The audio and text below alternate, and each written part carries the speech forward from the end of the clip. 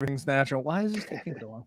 Anyway, so Robert Kraft, all right? Let me tell you about this day with Robert Kraft. Okay, he's a rich owner of the Patriots. His wife is dead. He wants a little sexual satisfaction, as we all do. He's still a man.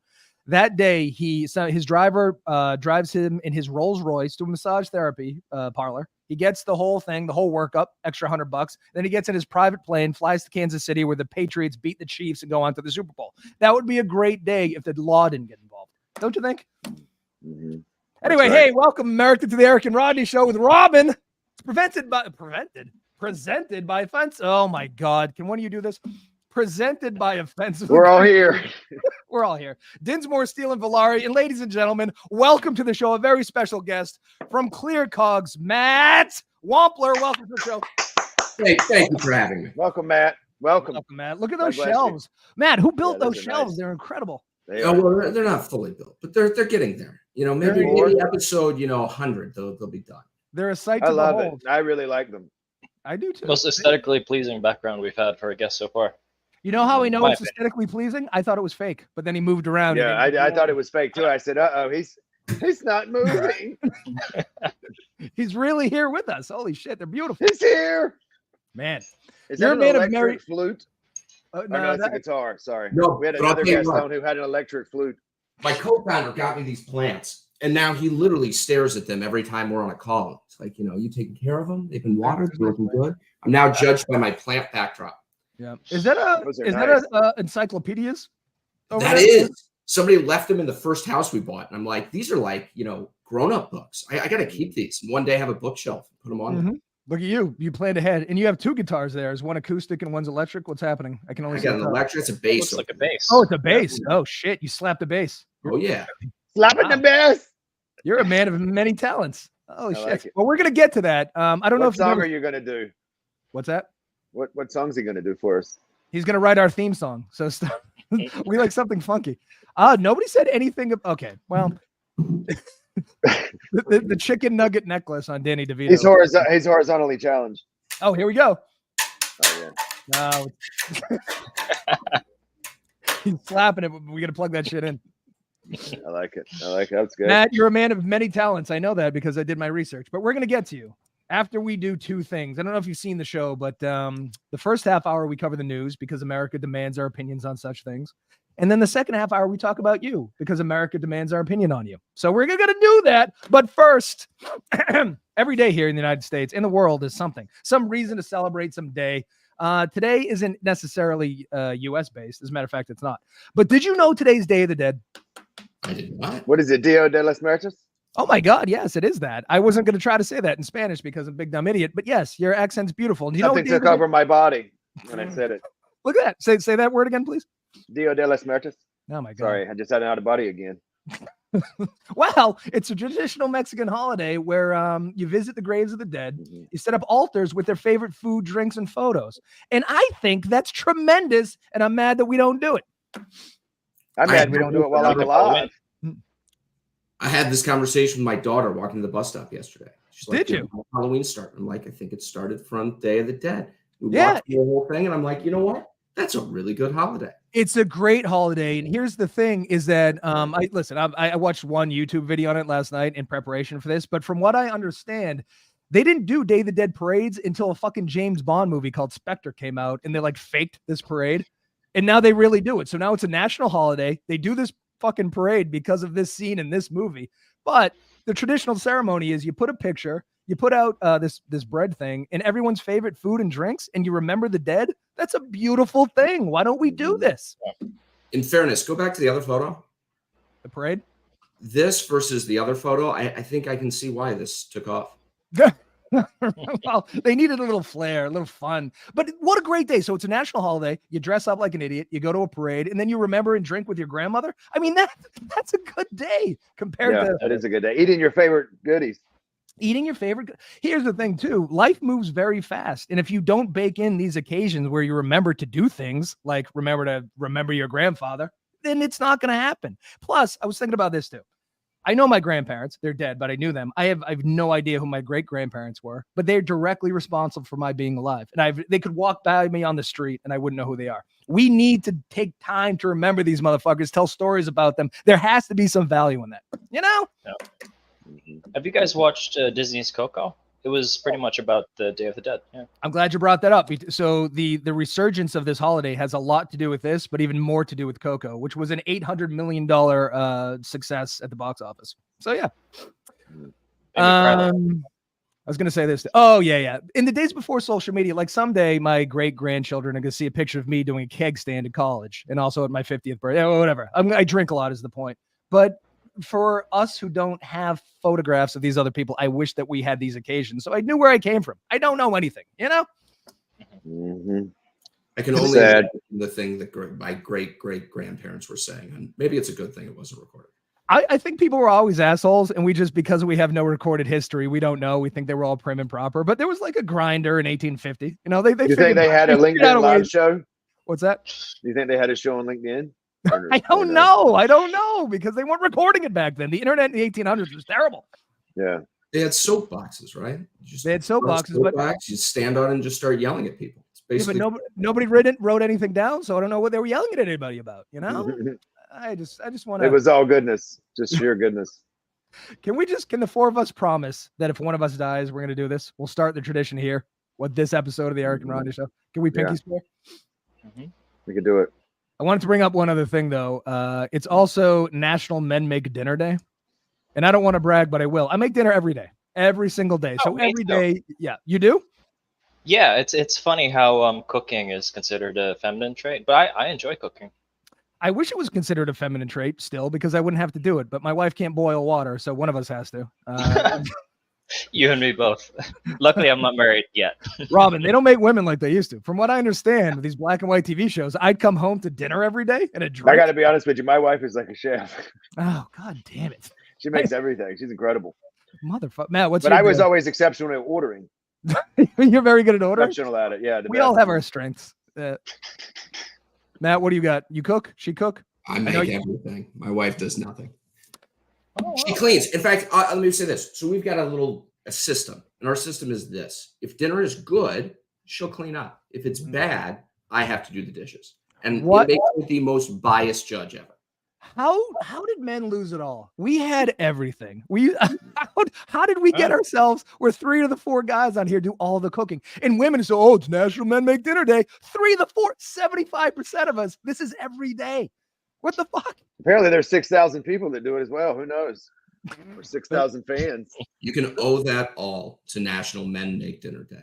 Exactly. Those are the 6,000 women whose men don't make dinner every day. But for the rest of us, the other 300 million, I guess that's what we're doing. Robin, what were you making here? Isn't this you making something? Just because he's Asian doesn't mean he looks like me. No, I said it was you because he's like this. Oh no, it's just your love of the that's Salt Bay, right? Doesn't he do it? Oh, it is Salt Bay. You're right. Woo. Okay. Well, we should get to the news so we can get to Matt.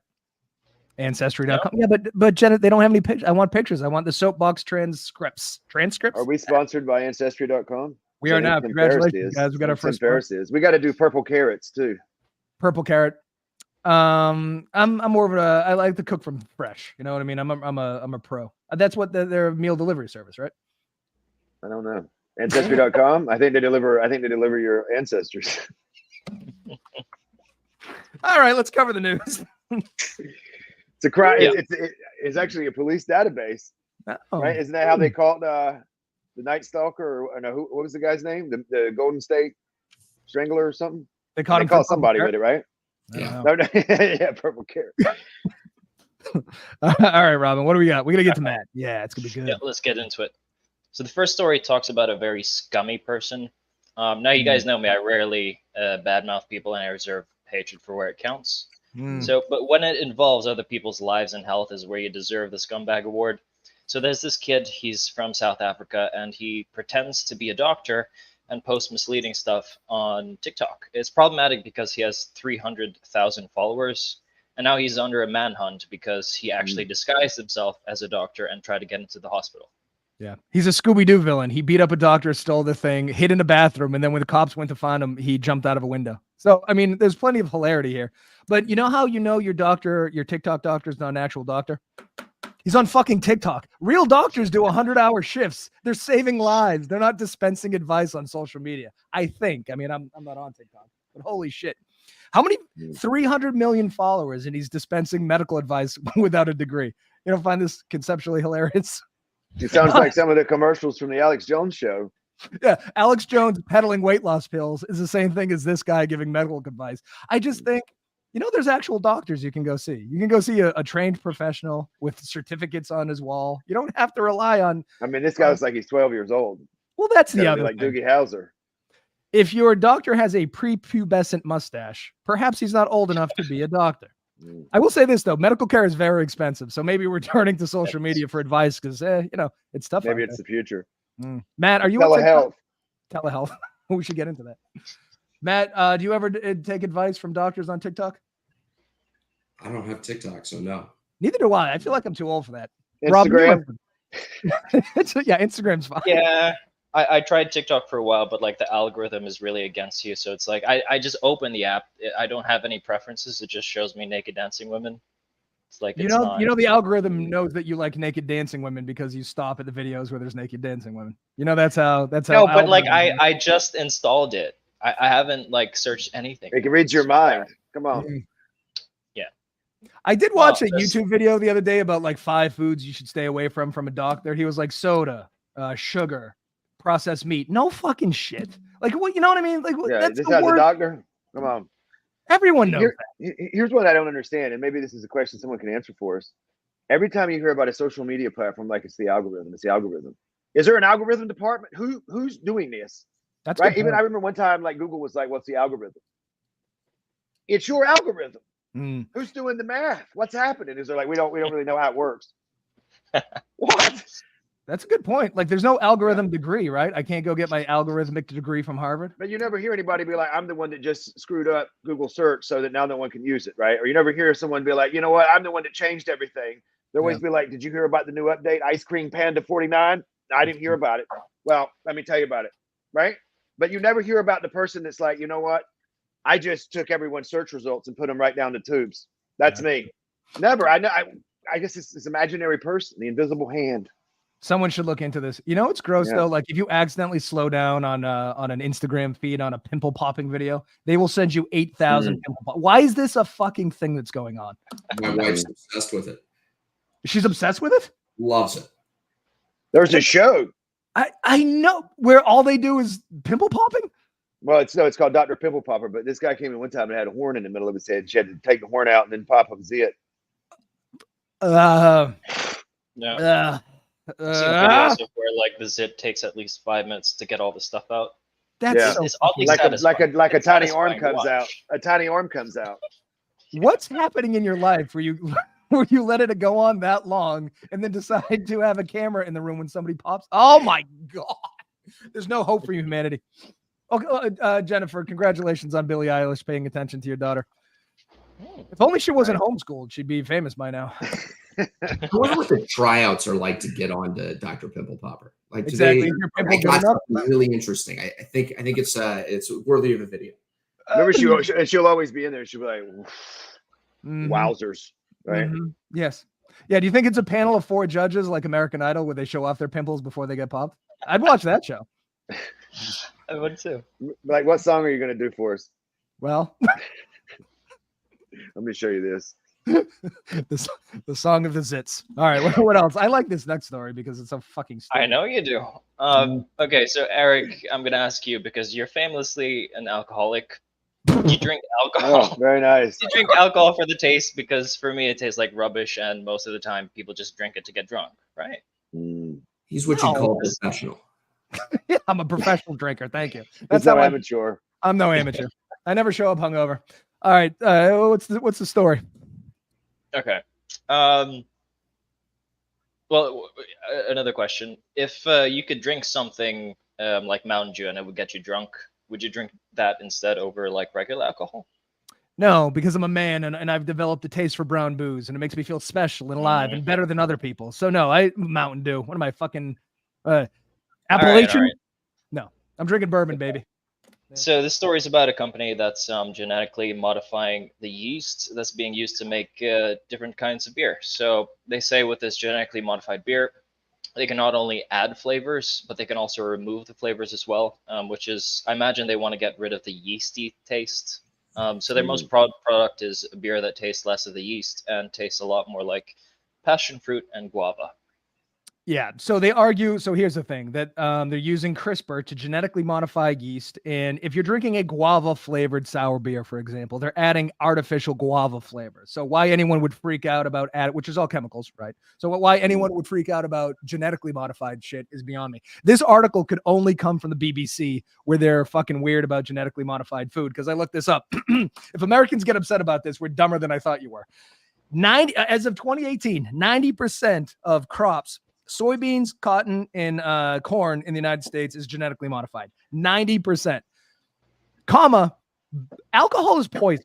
Like, the reason you feel funny is because you're poisoning yourself to have a good time. So why now you're going to complain about genetically modified ingredients is fucking beyond me. One more thing. Do me a favor. There you go. Oh, I would never drink genetically modified alcohol. Name me one ingredient in a Jaeger bomb.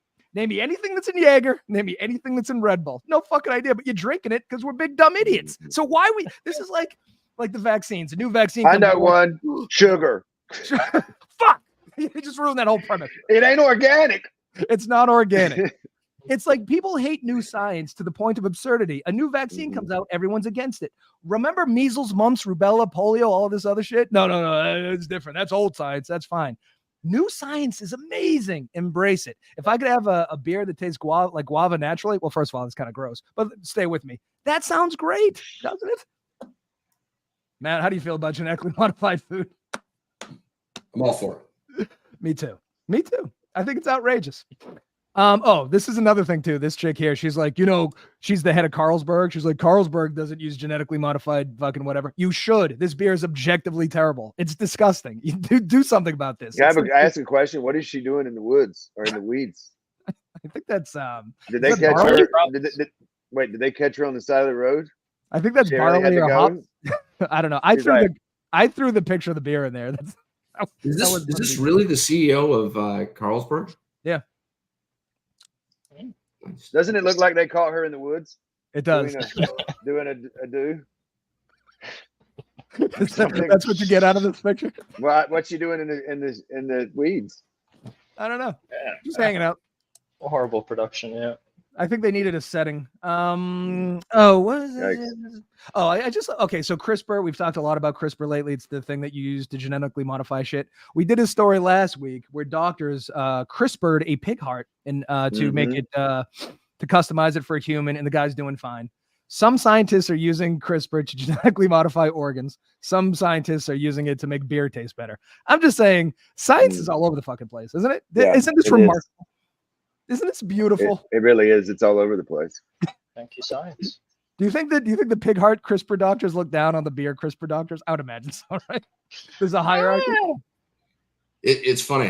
I talk with a lot of these guys, and you really have two choices. You can go into pharma or you can go into food. That's kind of the two paths. Pharma and food. There's not a lot of money in the nonprofit sector, right? No, that's true. I think so. Like, here's the other thing. If you can genetically modify shit to make it taste better, imagine a steak that tastes steakier, or bacon that tastes more bacon, or guava flavored cheeseburgers. I don't know.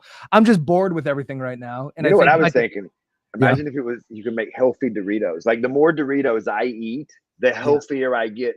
If I eat a bag of Doritos, 10 minutes added to my life. That's a great point, because I can get behind it.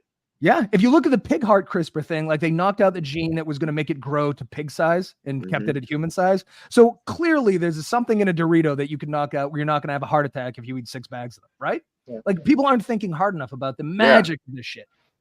Aren't Doritos like pretty much a healthier option for chips? It's baked corn, isn't it?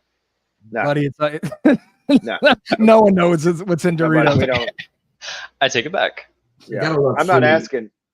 You gotta love human ingenuity. It's like, you know what? We could eat healthy things, or we could redefine Doritos. Yeah, fuck that. We're gonna innovate here. There's nothing science can do to make a salad taste good. So what we have to do is reverse the situation. Go, how do we make shitty food? Yeah, they're always like, let's make, people are like, you got to eat like 5 bags of kale to get healthy. Crazy idea. Let's take Nutella and figure out how to make it healthy. Or, bigger challenge, make kale taste like Nutella. Your choice. I don't care. Figure it out. Let me know. While we're brainstorming, I have a great so this is how you could have vaccinated Republicans without them knowing. You should put the vaccine in the Cool Ranch dust. Then you know what I mean? They would have never have known. The rest of us would have got the shot like reasonable people, and then the Republicans put it in Mountain Dew and Cool Ranch dust, and then all of a sudden we're all healthy. The Cool Ranch Fairy. The Cool Ranch Fairy. Right. Put it in Cool Ranch dust, and then put Doritos on sale, and then like, holy shit! What's the fairy's Tinkerbell? Should be the Dorito Bell or no? A Cool Ranch Bell. It should be a fat Tinkerbell. She'd never make it up. She doesn't fly. She cries. She climbs. Oh fuck! I do remember Olean. Yeah, that's the thing that made you shit your pants, right? Oh wait, so Doritos are the ones that's flammable, right? That can't be good for us. They're flammable. Yeah. I didn't say they were good. I said they wouldn't kill us. Are all flavors flammable or just traditional spicy? Just a traditional. I never tried the Cool Ranch. I got to be honest. I was never a Cool Ranch guy. I never liked Jay Leno, and when Jay Leno did the Cool Ranch, I was like, that was too much. That was a bridge too far for you. It was a bridge too far for me. Bridge too far. The hilarity of Jay Leno couldn't hold up to his selling his soul for Big Dorito. I didn't even think he was funny, to be honest. Me either. I think he's famously unfunny, as a matter of fact. All right, we got 10 minutes, 9 minutes. He's no us. So we like to talk about China a lot on the show, and oftentimes when we do, the theme is pretty reoccurring. So we paint them as the bad guys, the same way we kind of paint Russia as the bad guys. So most of it has to do with their ruthless dictator-like leaders. So this story is about the Chinese ex-premier, Premier Li, and he passed away. So it's now about how all of China is kind of grieving and showing dissent. So we like to think of the Chinese people that they're all in favor of President Xi, but this definitely gives us a different story. So a lot of the supporters are going against the grain and remembering what was under their ex-leader. Yes, he was a communist, but the difference was he was also an economist. He was pragmatic, and he really cared about growing the Chinese economy instead of making the people look like a resource. So you're closer to China. The thing I was going to say, I said in the green room, is that I need to read a book. I need to read many books about China because my knowledge gap here is fucking cavernous, and about anti-Semitism because these things are going on right now, and I feel dumb every time.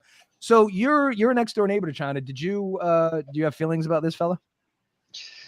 Not really. No. Who is this guy? I'm sorry. Is the ex-leader before President Xi?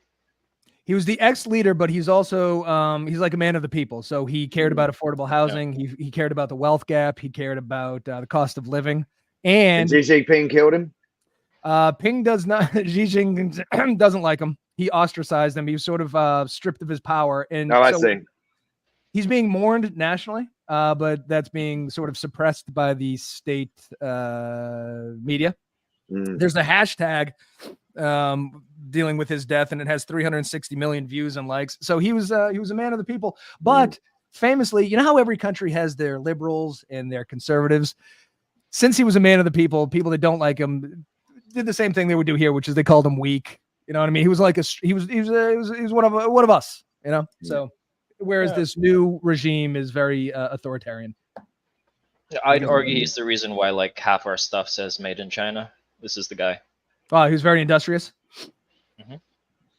Well, here's the other thing too. What was I going to say about this? So China as a military force, right? We're afraid of what they're doing. They're doing some fucked up shit. The stuff they're doing in Africa. It's very hard to get a people to fight a war when they're sort of repressed in a certain way. I would have been worried about their army under this guy because they all have nationalism. He's a man of the people. They want to listen to him. As opposed to an authoritarian government where like everything sucks. Why am I going to die for you now? You know what I mean? Right.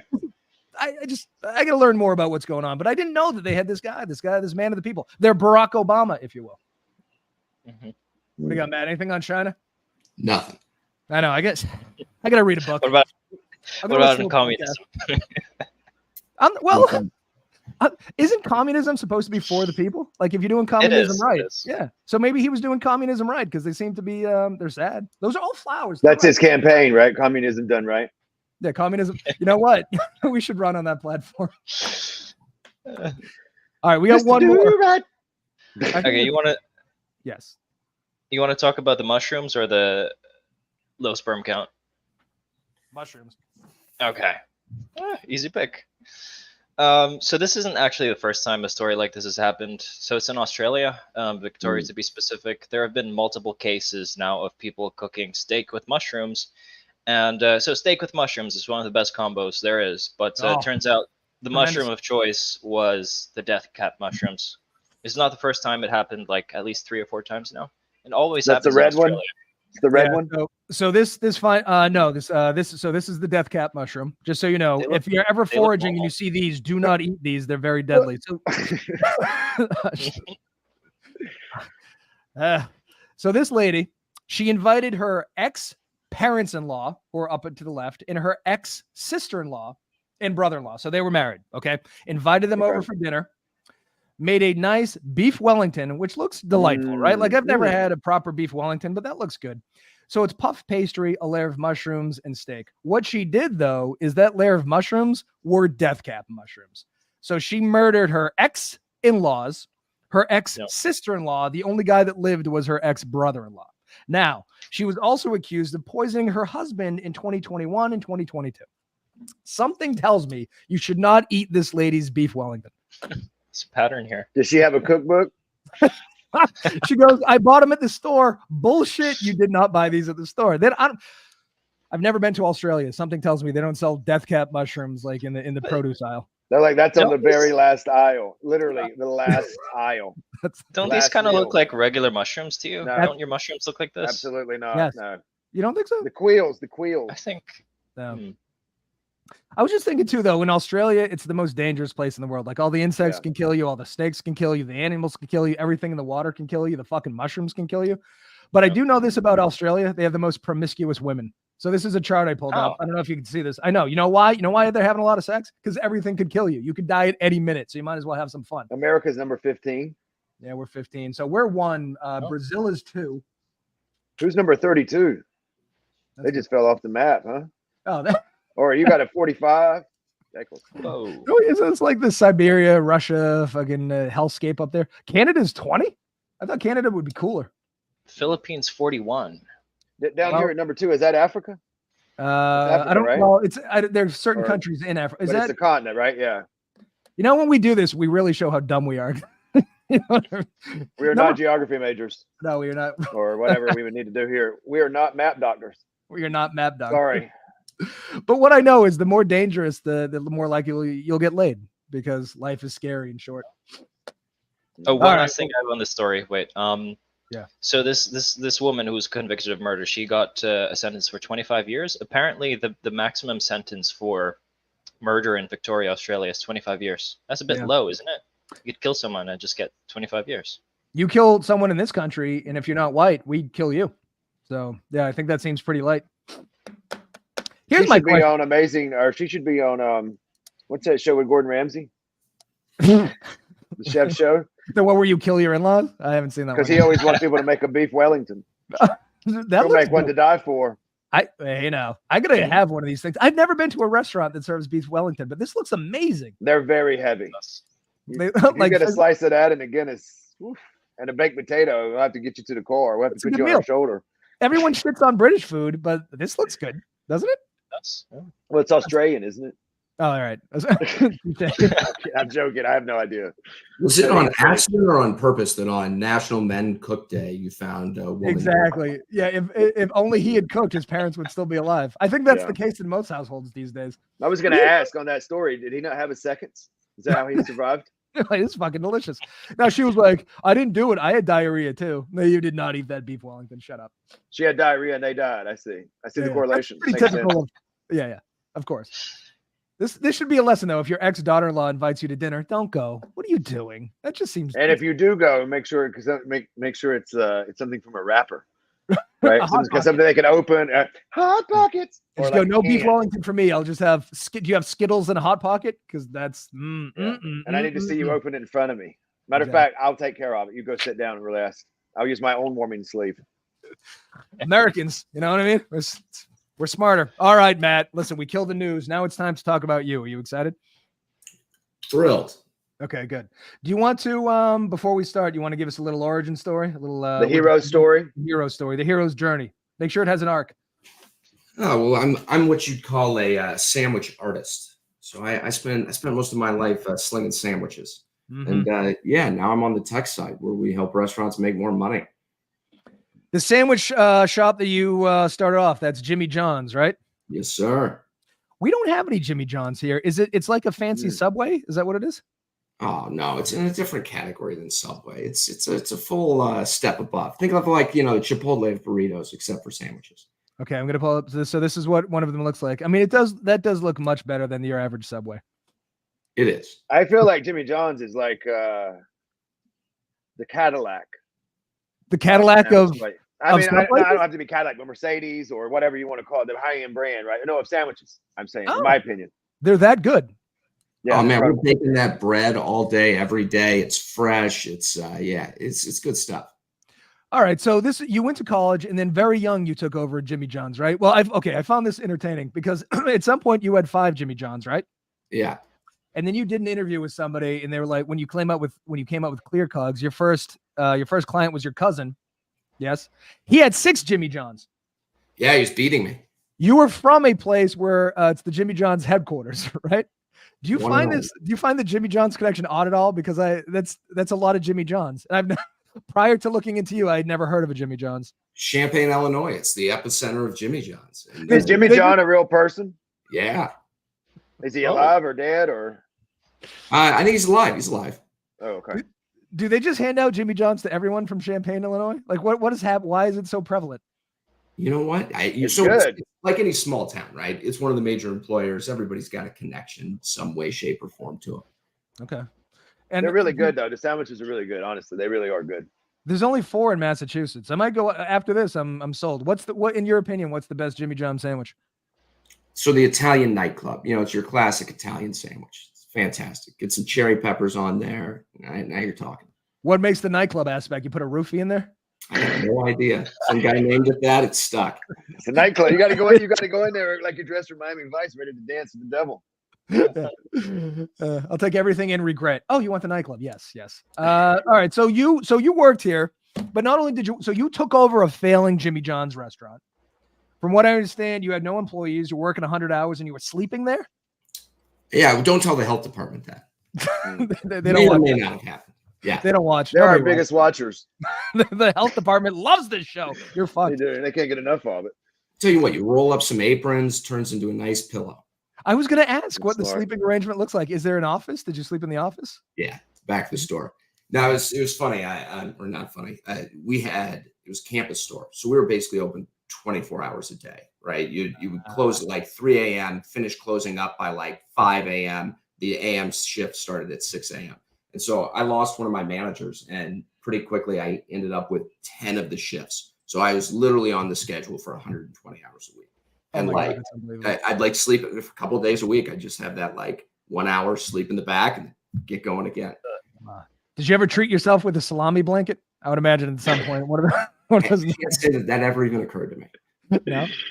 All right. So you're working 100 hours and you're how old? Oh, like 22. See, that's industrious. We can't even get Robin to work 8 hours a week. No, it's and he's almost 30. We're gonna send you to train at Jimmy John's. You got to get up to Jimmy John's over there. Look, when your options are success or bankruptcy, you don't really have a choice. Well, I guess that was a question I wanted to ask too. Was your financial situation that you just had to, or was it drive? Did you just want to succeed? Oh, I had to. I mean, there's a little drive in there as well. But I remember talking to my accountant, and he's like, "Look, you're going to run out of money." I'm like, no, we're going to get this to be $1 million store, or I'm going to go bankrupt trying to do it. And like, yeah. You had an accountant at 22, or the store's accountant? Wow, you were an industrious young man. You don't want me running the books.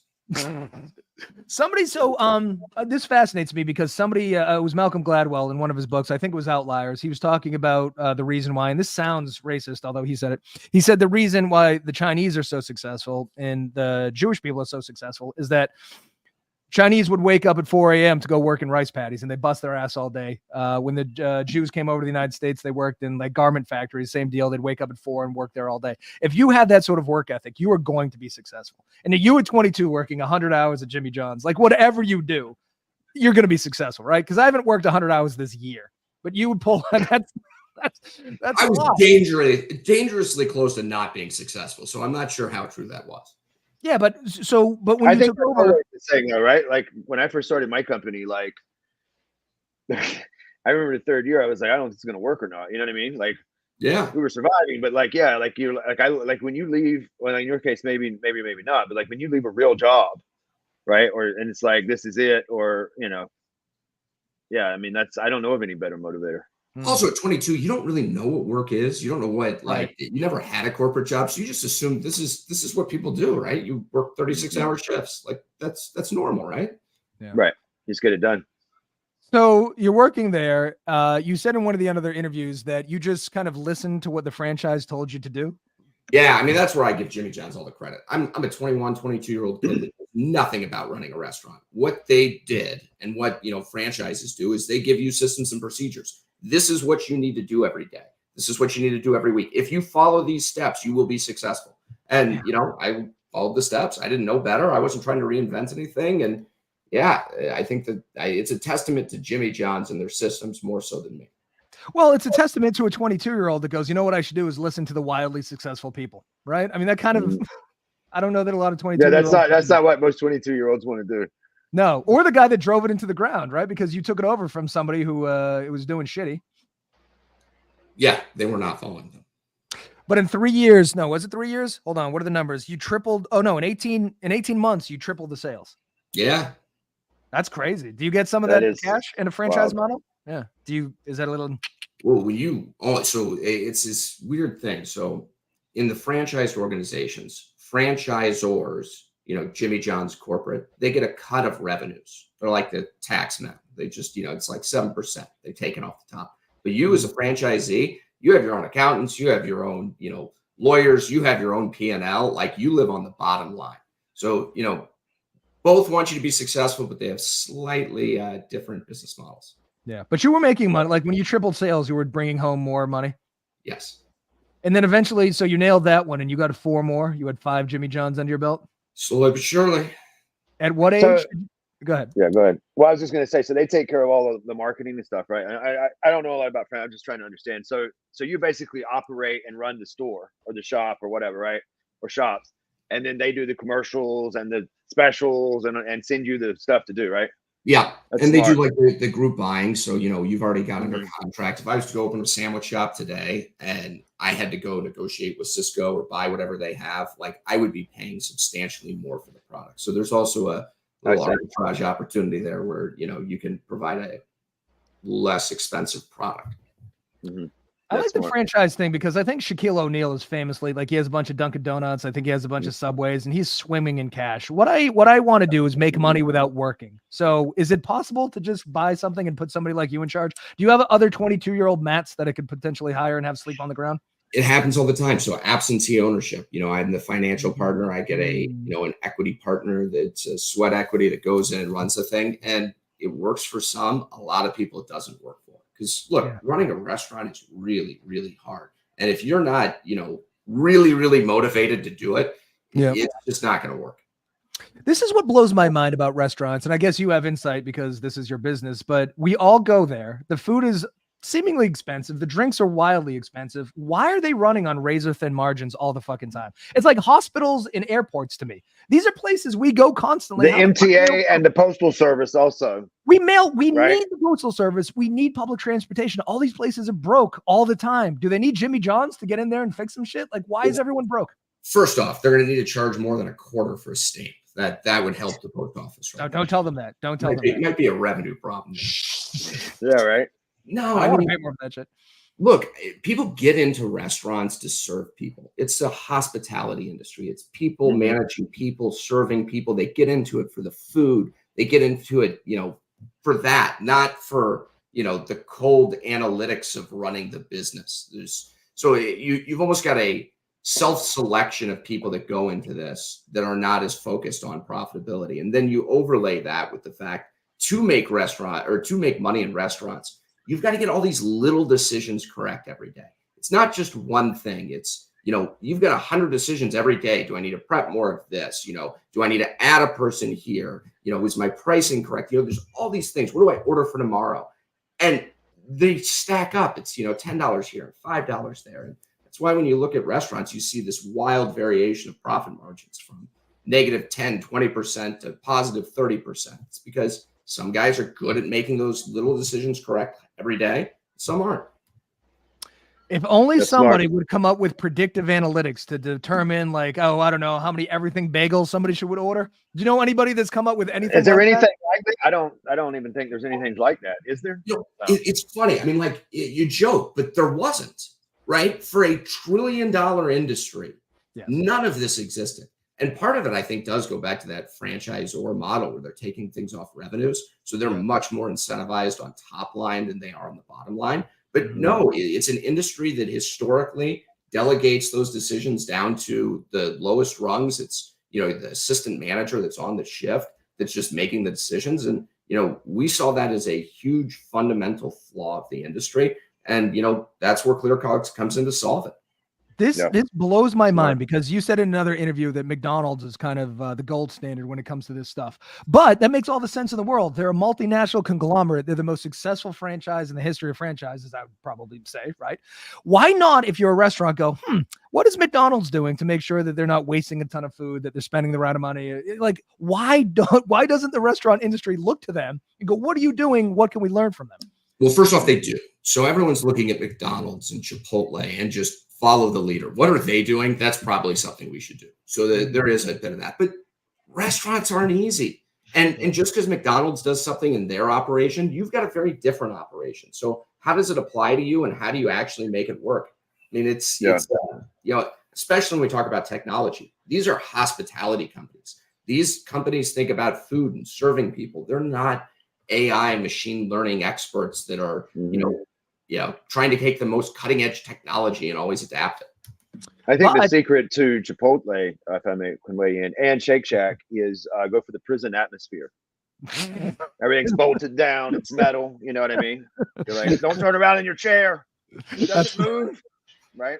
Hey, you joke, but I literally had those signs you saw on the Jimmy John's thing. We had those things bolted to the walls. We had them in the bathrooms. I literally had to, I think we took a metal backing behind it, and then we did liquid nails and then drilled it in there, because people would rip all the signs off the wall. I would judge them, but when I was at college, we did steal a triple cheeseburger sign off a Burger King window. So it's just that, like, you're compelled to steal things when you're young. I don't know what it is. Chase somebody down that had stole our big Jimmy John sign. Why do we do this? I don't understand. 5 front doors that were shattered. I mean, that's how you get the prison style vibe. Okay, now you know. Now, Rodney, that makes sense. That makes sense. That's a secret. That's the secret. You have to. All right. So your idea, because you saw so much waste and so much, I guess, under ordering and over ordering, is that you taught yourself coding, right, during the pandemic, and then you came up with this software that could save restaurants, I would imagine, a shit ton of money. Yeah, basically. I mean, that's it. I learned enough coding to realize I'm not going to be the guy that codes any of this. So I found my co-founder, Osa, who I owe a ton of credit to. I've known him for a half dozen years at this point. But we'd worked together on a couple other projects and brought him in, and we really just sat down and said, okay, there's probably 5 to 10 real decisions that you make every day.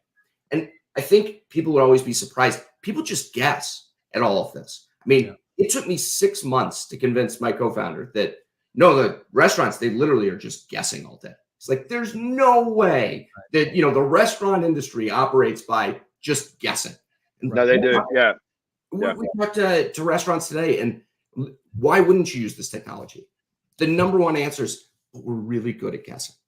Like, literally, that's the responses that we get. But yeah, so we said, okay, how do we take those 5 or 10 decisions and systematically answer it? So we can get, hey, here are the 5, 10 answers you need every day that are given to you in advance so that you're not stressed out all day. And the first one was with my cousin. It was, you know, it's 2 hours prior to close. Do you need a break, bake another cycle of bread, or do you have enough? And when you got it right, we cut their bread waste by 53%. And it was like, oh, wow, this actually works. I mean, we were freaked out at the beginning because it's like, somebody's thought of this. Like, there must be a reason it doesn't exist. And yeah, turns out there is no reason. And yeah, it didn't exist. Well, to that point, I'm sure McDonald's is doing this. They must have their own algorithm, right? They do. So again, this goes back to the idea that it makes all the sense in the world. And even if they're very good at guessing, I'm positive that if you involve numbers and science, that it's better than your gut feeling. No, you know what's funny? Other than you say that, because the only other people I've ever heard say that they're good at guessing, other than restaurant people, we're terrible gamblers. Right. It is gambling, right? But you never really right. It win. is, but you're gambling with other people's money. Unfortunately, it sounds like not your own. It's gambling, but the best case scenario is you break even, right? Because I used to work at a restaurant when I was in high school, and literally I was 15, 16 years old, and they would be like, "Well, how much do we need?" I don't know, and I would just. I would be like, well, what did we do yesterday? And I have no idea, right? Like nobody knew. There was no technology. We would just guess. And like the first 2 times I ordered for Saturday, we ran out of like everything. Like we had to close like 9 o'clock and we closed at like 12 because I don't know what I'm doing. You know what I mean? I'm 15, 16 years old. Rodney nailed it. That's exactly how it works. And then here's what the reaction is. Then you do emotional ordering where it's like, hey, I better not run out. So you're already. Then I went crazy. Then I went crazy. Yeah. The other one that we hear all the time is like, what if a bus shows up? It's like, are you really going to prepare for a random bus to show up every day? Do you know how much money that costs you? It's sort of like a trope that we understand that dumpsters behind restaurants. Like if I was homeless, like, right behind a Burger King, all those free Whopper Jr. with cheeses. But we know, like, it's just in the zeitgeist. We know restaurants throw away a shit ton of food. That food costs money. Why wouldn't everybody immediately embrace an algorithm that could tell you exactly how much you could order and cut your food waste by 85%? Your numbers are crazy, right? There's no reason not to.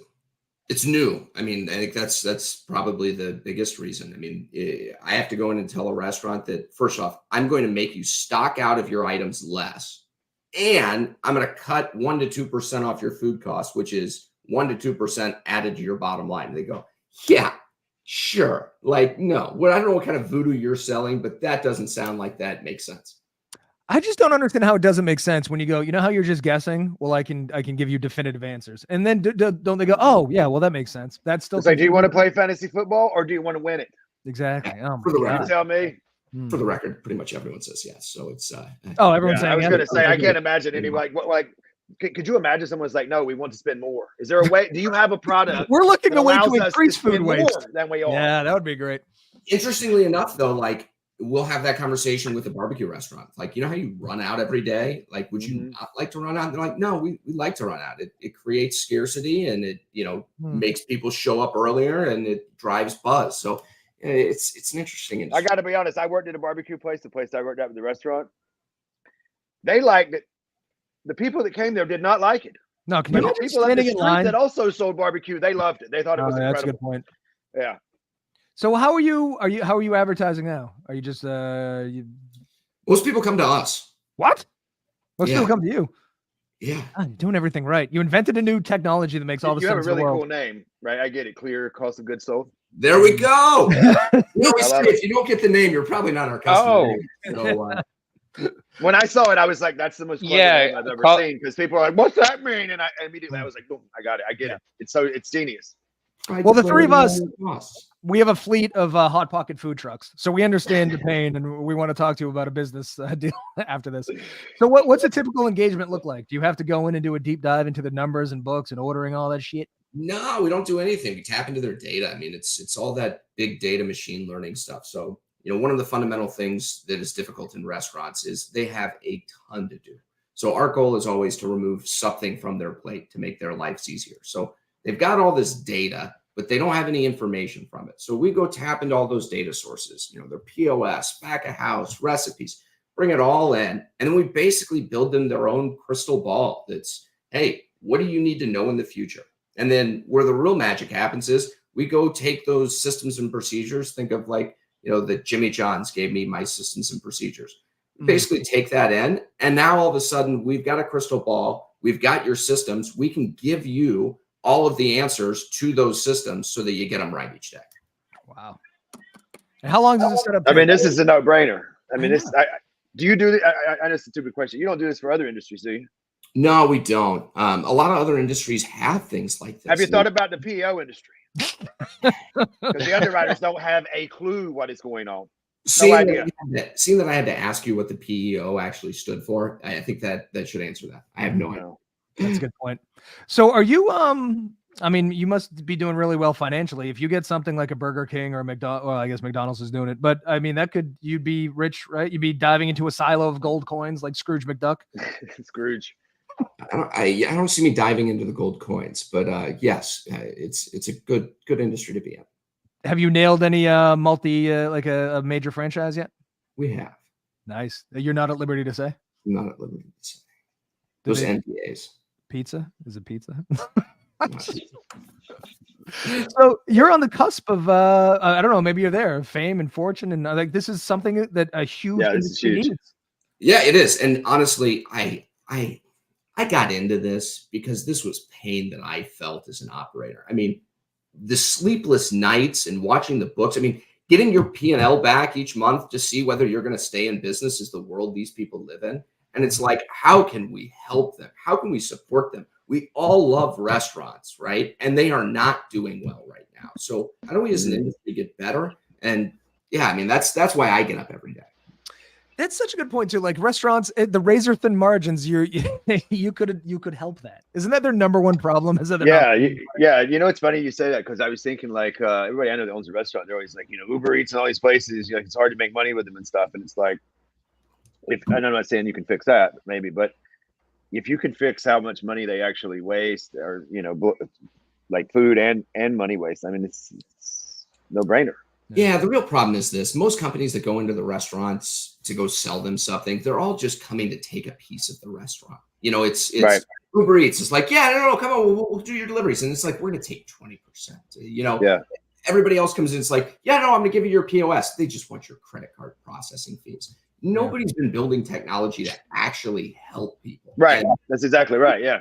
We've been fortunate and successful purely because we're there to actually help them. It's like, how do we make your life better?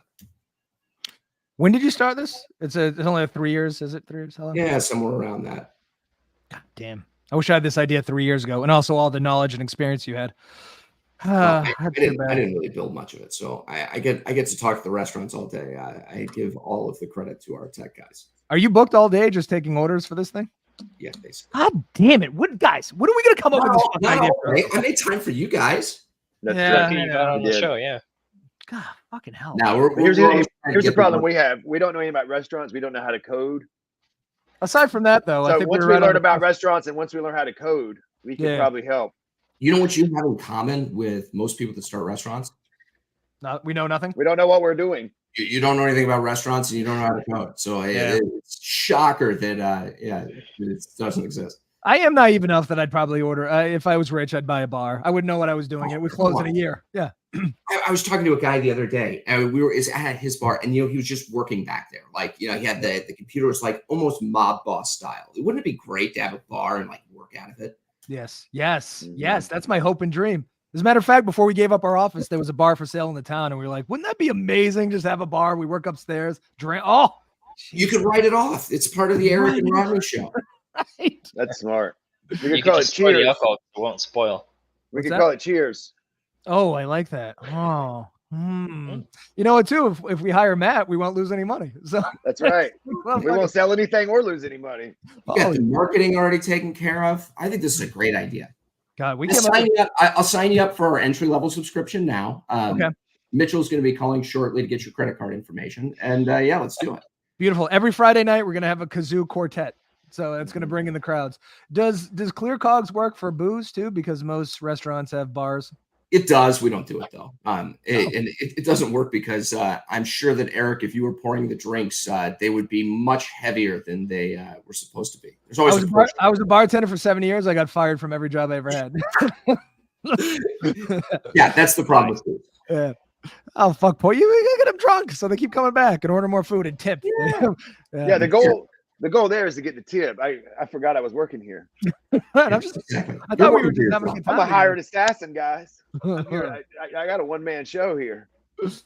So you were at Jimmy John's, and then you learned. Was it Jimmy John's to learning how to code to this? Was there anything? No, I mean it's never that straight. I went and did the whole grad school thing. That's right. Did the whole corporate thing for a couple of years and found out I was not the best fit. By the way, go work 120 hours a week and build an organization with like 100 employees, and then go work a corporate job. It's like, I got into trouble a lot. Like, president would say something, and I'd be like, "That's a really bad idea. Let me walk you through why that's a bad idea."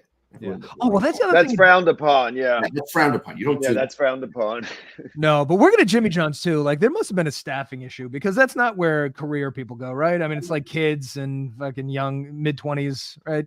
Yeah, it's a springboard for a lot of people, right? It's oftentimes people's first job. It's their first salary position, you know, and I'd like to think that everyone that came through our doors left better as a result, but it's a very people intensive business. And I've really enjoyed, so yeah, I'm in grad school. I'm with all these fancy people and they would be like, so you're not going to want to scream at people in front of others. It's like, really, is this the kind of thing that you have to teach people? Because in the hospitality industry, if you did that, they take off their apron and say F you and then walk out the door.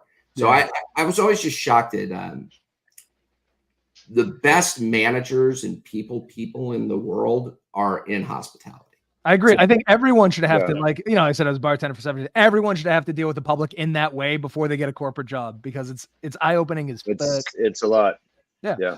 Plus, the work is objectively harder. You're on your feet. You're dealing with pissed off people. You're sweating. Like, go do. And people are always complaining. Oddly enough, always complaining. Yeah. Always. Who knew? And there's such things as a double shift. Where the corporate world, there's no double shift. Like I'm working double at CV. You know what I mean? Apple today. Yeah. Hey, stop it. Oh, like, hey, can you stay for an extra 15 minutes to help Billy out because he's running late? Of course. You know, in the corporate, it's like, I'm sorry, that's not my job description. Oh, yeah, it's like Billy can die. Exactly. Right. So true. So you're on the this is $1 billion idea. What are you going to do when you're loaded? Are you going to buy a sports team or an island? What's the goal with the money? Honestly, we've talked about it before. I would like to get a yard guy so that I don't have to deal with the yard and my life very low. Cleaner. Outside of that, like just living life. I mean, I this is fun. I enjoy everything I do. I'm not really doing this for the money. But it is $1 billion company. It, you know, or will be. And it's, you know, it's kind of humbling. Not everyone gets a shot to build a multi-billion-dollar company. And so just enjoying the ride. You're talking to 3 people that will never build $1 billion company. So we get it. I don't know. It's our idea. Kazoo bars. There are a lot of WeWorks now that are available. We just got to turn them into bars. For pennies on the dollar. We bars. We bars. That's the idea. It's not a bar. It's a tech company. I like it. I think that makes a lot of sense. Let's invest now. Matt, I know you're rich. Why are you talking to venture capitalists? You're fucking sitting on a gold mine. Don't take their money. Yeah, well, you know, you gotta build an enterprise AI company. It turns out that's expensive and hard to do. Is it? That sounds cheap. You know how to code. I mean, what more do you need to know? You know those algorithms you were talking about? Were like, who's figuring out these algorithms? Is there an algorithm school you go to? Is it you? Those guys are our guys. Like, wait, hold on a second. Do you have the guy who just messed up the Google search? I need to speak with him. No. We took a pass on that guy and I got the guy that did it right. Okay. All right. All right. Well, listen, we only have a couple minutes left, and not that you need any more business, but let's say there's a restaurateur out there. Let's say somebody owns a Domino's or a Pizza Hut or a Taco Bell. Where should they go? Funny story. So you're a marketing guy, Eric. I just change our website every now and then. Like last night, I'm like, you know what? I'm just going to change the thing on my website. No one's going to notice that. Like, let's see if it does anything. And of course, literally the next morning, pull it up on screen, live recorded. That's how the world works. Here it is. Bagels, briskets, and everything else. Oh, I like that you use the everything bagel analogy a lot because everything bagels are the best bagels. I know that's like the thing right now, the bagel seasoning, but it's so fucking good. You have a really good, I mean, it's a great picture, but you have a really good, what is that? S1 headline. And your S2 subheading is very nice. Awesome. You get the best compliments on this show, don't you? Yeah, I don't know how to do any of it. I just get on Wix and it's like, I'm going to just type in some stuff. Wix. Oh, yeah. All right. So if you do own a Taco Bell, you want to come here and you want to talk to you, right? Yeah. You just learn more. Set up a call. We talk with anybody. You could be a, single unit bar somewhere. You can be a Fortune 500, QSR. We work with all types and, it's how do we add 1% to 2% to your bottom line? You say that now, but soon you're going to be too big for the little things. You're only going to deal with multi-billion-dollar corporate franchises, and it's going to be great for you. No. I mean, look, at the end of the day, everything that we do with our larger clients feeds down to our smaller clients. The ultimate goal is to be able to have a AI operations manager that is your personal assistant, your fractional CFO, COO that is helping you make these decisions so that you can focus on creating magical experiences for your customers and leave the cold analytics to your AI system. And, as we continue to build that, that's something that while, the big organizations will get a lot from it, the small mom and pops, man, that's life-changing to them. It is, right? Yeah. That's yeah, real that's nice. true.